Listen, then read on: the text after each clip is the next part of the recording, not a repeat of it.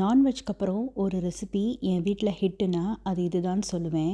உங்கள் வீட்லேயோ நான்வெஜ் எடுக்காத டைமில் இந்த ரெசிபியை ட்ரை பண்ணி பாருங்கள். நான்வெஜ் டேஸ்ட்லேயே ரொம்ப ரொம்ப சூப்பராக இருக்கும். இங்கே அபுதாபியில் என்னோட பாகிஸ்தானி ஃப்ரெண்டுக்கிட்ட கற்றுக்கிட்ட ஒரு ரெசிபி தான் இது. என்னோட ஃப்ரெண்டு இதை சிக்கனில் பண்ணுவாங்க. ஆனால் நான் இன்னைக்கு இதை மஷ்ரூம் பயன்படுத்தி பண்ணியிருக்கேன். ஏன்னா மஷ்ரூம் நம்ம உடம்புக்கு ரொம்ப ரொம்ப நல்லது. குழந்தைங்களும் ரொம்ப விரும்பி சாப்பிட்ற மாதிரி இந்த ரெசிபி இருக்கும். வாங்க எப்படி செய்கிறதுன்னு பார்ப்போம். ஒரு பேனில் கொஞ்சமாக நெய் விட்டுக்கோங்க. கடலை மாவு 2லேருந்து ஒரு 3 டேபிள் ஸ்பூன் எடுத்து அதை அந்த நெய்யில் சேர்த்து நல்லா வறுத்து விட்டுக்கோங்க.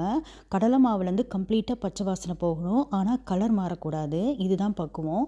கடலை மாவு நல்லா ரோஸ்ட் ஆயிடுச்சுன்னா அதுலேருந்து நல்ல ஒரு வாசனை வரும். அதுதான் அந்த ஸ்டேஜ் வர வரையும் மிதமான தீயிலே நல்லா வறுத்து விடுங்க. இப்போ அடுத்ததாக 1 டேபிள் ஸ்பூன் அளவுக்கு காஷ்மீரி மிளகாத்தூள் சேர்த்து நல்லா கலந்து விடுங்க. இந்த ரெசிபிக்கு காஷ்மீரி மிளகாத்தூள் ரொம்ப ரொம்ப முக்கியம். ஏன்னா காஷ்மீரி மிளகாத்தூள் நெய்யில் வறுபடும் போது நல்ல ஒரு அழகான கலர் கொடுக்கும்.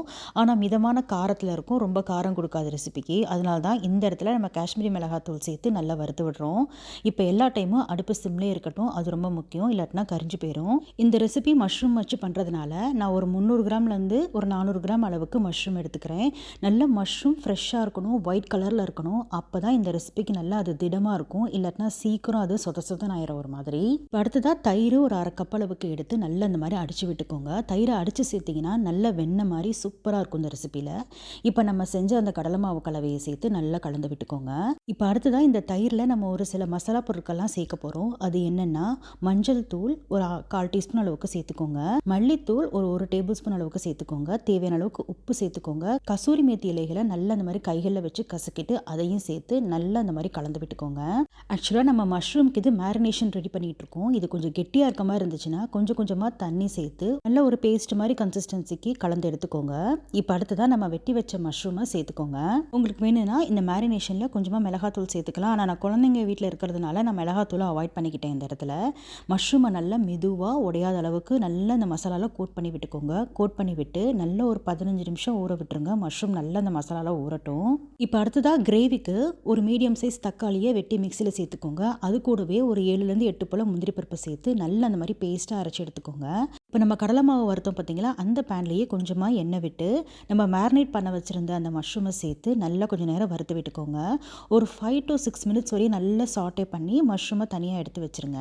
இப்போ அதே பேன்லேயோ இல்லை வேற ஒரு கடாயிலையோ கொஞ்சமாக எண்ணெய் விட்டு சீரகம் ஒரு 1/2 டீஸ்பூன் சேர்த்து நல்லா தாளிச்சுக்கோங்க. ஒரு பெரிய சைஸ் பெரிய வெங்காயத்தை பொடியாக வெட்டி சேர்த்து நல்லா வறுத்து விட்டுக்கோங்க.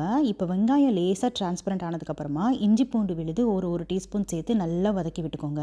இஞ்சி பூண்டு விழுதில் பச்சை வாசனை போனதுக்கப்புறமா நம்ம அரைச்சோம் பார்த்திங்களா அந்த தக்காளி முந்திரி பருப்பு பேஸ்ட்டு, அதையும் சேர்த்து மிக்சியை கழுவி தண்ணியும் சேர்த்து நல்லா கொஞ்சம் நேரம் கொதிக்க விடுங்க. ஒரு மூடி போட்டு கொதிக்க விட்டிங்கன்னா எண்ணெய் சீக்கிரம் பிரிஞ்சு வரும். நல்ல எண்ணெய் பிரிஞ்சு வந்ததுக்கப்புறமா அதில் கரம் மசாலா தூள் ஒரு 1/2 டீஸ்பூன் அளவுக்கு சேர்த்துக்கோங்க.